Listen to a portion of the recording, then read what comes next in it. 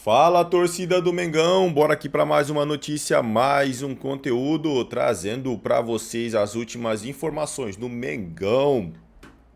Malvadão que entra em campo neste final de semana pelo Campeonato Brasileiro e pega o Grêmio.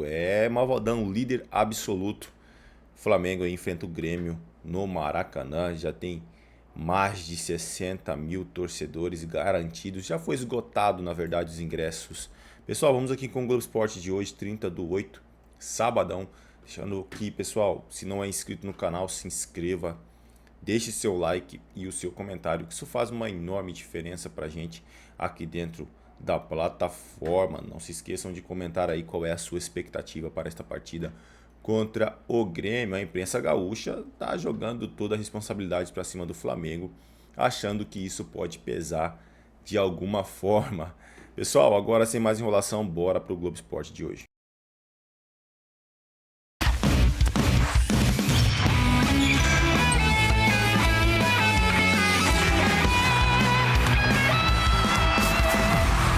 Olá, muito boa tarde para você. Globo Esporte no ar com a boa do fim de semana. Amanhã tem Flamengo e Grêmio no Maracanã. Esse jogo com transmissão ao vivo na Globo. A partir de 3h30 da tarde você já acompanha o nosso aquecimento super especial no Bora Pro Jogo.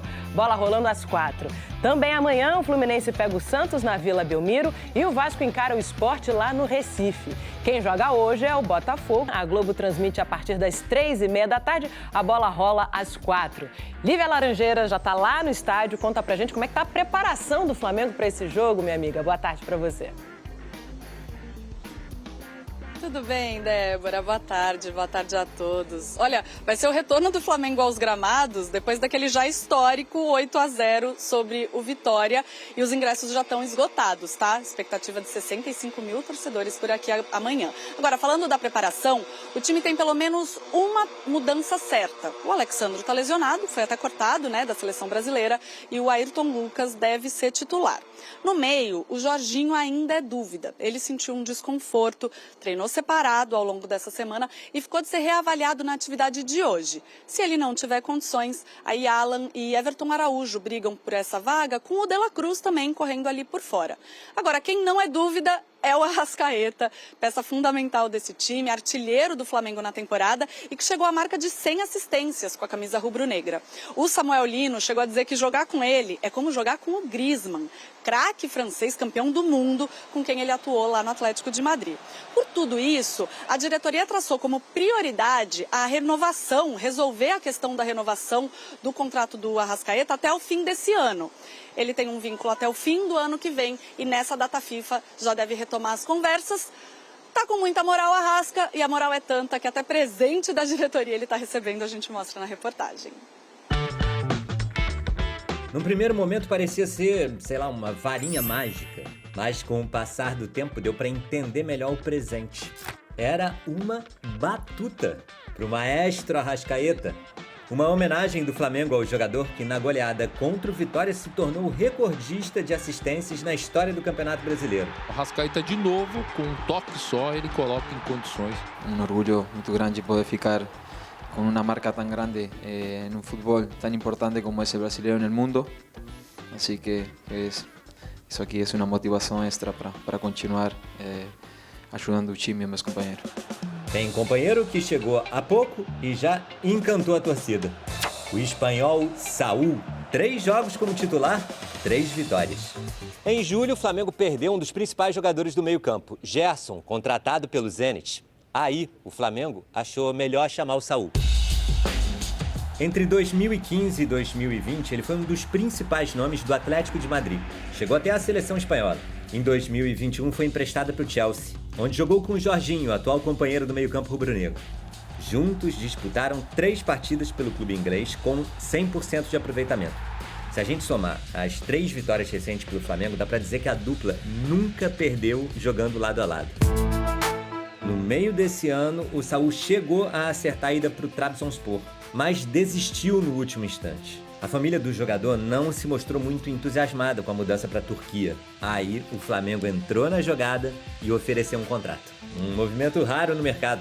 Desde que começou a ser disputado por pontos corridos em 2003, o Brasileirão só teve 10 espanhóis jogando a Série A. incluindo o Diego Costa, que é brasileiro, naturalizado espanhol. Na entrevista, o Saúl disse: Vim para o Rio de Janeiro porque a adaptação seria mais fácil para mim e para minha família. O idioma é mais fácil, a comida é mais familiar, o clima é mais fácil. E todas essas coisas podem parecer pequenas, mas como a minha esposa está grávida, é muito importante que ela se sinta bem e confortável. O Saúl está esperando a chegada do terceiro filho. Daqui a pouco a gente vai ter mais um flamenguista na família. E teve o pacote Flamengo também. É um clube gigante, com uma torcida gigante, disputando tudo, líder. Tudo que o Flamengo tinha para oferecer era positivo.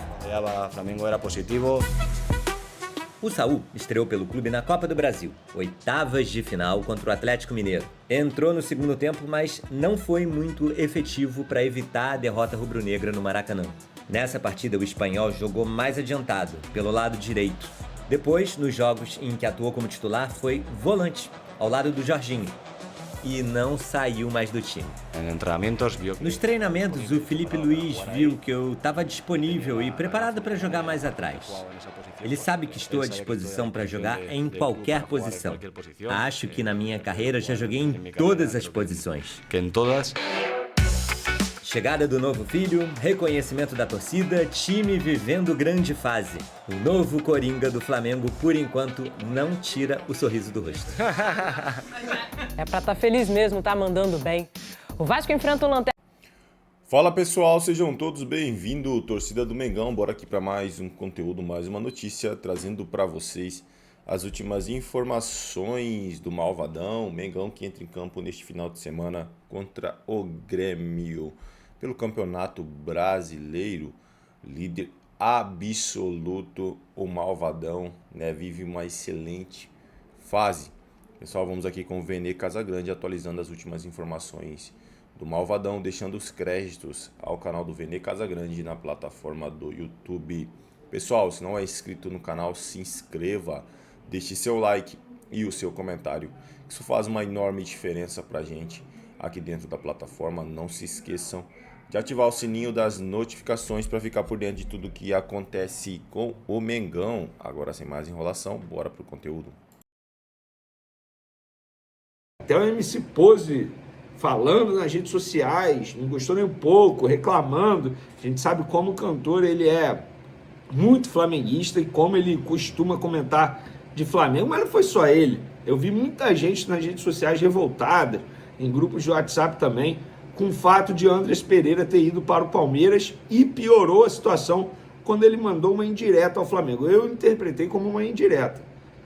Agora eu estou fechado com o maior campeão do Brasil, disse ele. Ó, eu vou pegar aqui as primeiras declarações de Andrés Pereira como jogador do Palmeiras. Abre aspas, o interesse que o Palmeiras demonstrou por mim foi muito especial e gratificante. Agradeço ao clube por me dar a oportunidade de vestir a camisa de um clube gigantesco.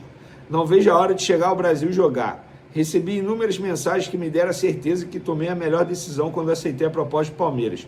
Até comentei com meus pais e a minha esposa. Quando você percebe que uma torcida tão apaixonada quer que você venha jogar em um clube gigantesco, você se sente acolhido e seguro de que fez a melhor escolha. Por que será, né, Andrés Pereira? Por que será, né? Ele ainda meteu aqui, ó, conheci a academia de futebol no ano passado com a seleção brasileira e fiquei muito impressionado. A gente não vê nem na Europa a estrutura que o Palmeiras tem. E pelo que me falaram, ela está ainda melhor. Trabalhar em um CT como o do Palmeiras é algo com que todo atleta sonha. O CT do Flamengo é horrível, né, Andrés Pereira? Você não falava a mesma coisa quando...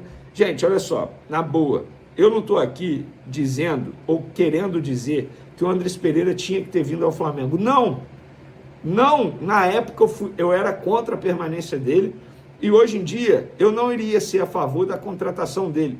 Embora o Palmeiras tenha contratado um baita jogador, um grande jogador e por uma, entre aspas, merreca, 10 milhões de euros, eles fizeram um grande negócio. Mas mesmo se fosse o Flamengo pagando 10 milhões de euros por Andrés Pereira, eu não iria querer o retorno do Andrés Pereira. O Andrés Pereira, gente, ele é protagonista do maior erro da história do Flamengo. E isso não quer dizer que ele fez de propósito. Infelizmente aconteceu. Acontece no futebol, mas aconteceu. E justamente contra o Palmeiras. O grande problema é que quando ele estava lá fora, ou quando ele estava saindo do Flamengo, eu não me recordo a data exata, ele falou que se fosse para voltar para o Brasil um dia, ele só voltaria a jogar no Flamengo. E ele fez o quê? O que vários jogadores acabam não cumprindo. Esse é o grande erro de um atleta, um jogador de futebol. Eu, se eu fosse jogador de futebol, jamais daria uma declaração como essa. O Vinha, que hoje está no Flamengo, falou a mesma coisa na época. Aí na apresentação ele falou, eu só falei aquilo porque os jornalistas queriam ouvir. Beleza. Cuiabá se transforma com a força e a qualidade das... O erro da história do Flamengo justamente contra o Palmeiras. E ele está indo jogar no Palmeiras. E quando ele chega, ele simplesmente diz que agora está fechado com o maior campeão do Brasil. Ele está mandando uma indireta ao Flamengo. Clube que perdeu um título de Libertadores porque ele teve uma falha bizonha. Ele poderia ter tido um pouco mais de respeito com o Flamengo. Mas é a minha opinião. Isso não quer dizer que eu esteja certo.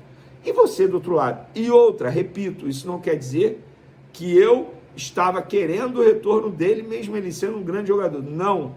Eu não queria o retorno do Andrés Pereira. Para mim, esse jogador ia carregar essa cruz o tempo todo de ter cometido um erro. Se ele errasse um passe, a torcida iria vazar. Iria vaiar, desculpa. E olha, não é exagero dizer que Flamengo e Palmeiras podem chegar à final da Libertadores. E seria, no mínimo, engraçado, curioso, ver o Andrés Pereira de novo numa final de Libertadores, só que jogando pelo Palmeiras dessa vez. Só que Flamengo e Palmeiras ainda se enfrentam no Brasileiro no Maracanã. Se ele não tiver lesionado, suspenso, ele vai enfrentar o Flamengo no Maracanã. E aí, meu amigo, ele vai sofrer muito com a torcida do Flamengo. Vamos falar agora de Internacional, que foi condenado pela CNRD, enfim, a pagar ao Flamengo. Eu postei nas minhas redes sociais todos os detalhes, eu tive acesso à sentença, ao documento de várias páginas, e a decisão foi condenar o Internacional a pagar 1 milhão de euros, 1.472.000 euros, 588,33 ao Flamengo por inadimplemento do contrato. Condenar o Internacional a pagar R$ 51.211,99 ao Flamengo a título de custas processuais. Declarar que o Internacional deve pagar ao Flamengo as demais parcelas previstas no contrato, sob pena de aplicação de sanções na forma do RCNRD. E condenar o Internacional a pagar R$ 467 mil aos patronos do Flamengo a título de honorários advocatícios. O Internacional pode recorrer e o Flamengo não está contente. Por quê? Porque entende que a CNRD demora muito para tomar esse tipo de decisão, para definir esses processos. E é verdade, olha quanto tempo isso está correndo. Olha quanto tempo. Para marcar julgamento de Bruno Henrique é rapidinho. Agora, na CNRD, um processo como esse demora muito. Gente, é um valor milionário. É um valor milionário. 1,5 milhão de euros, gente.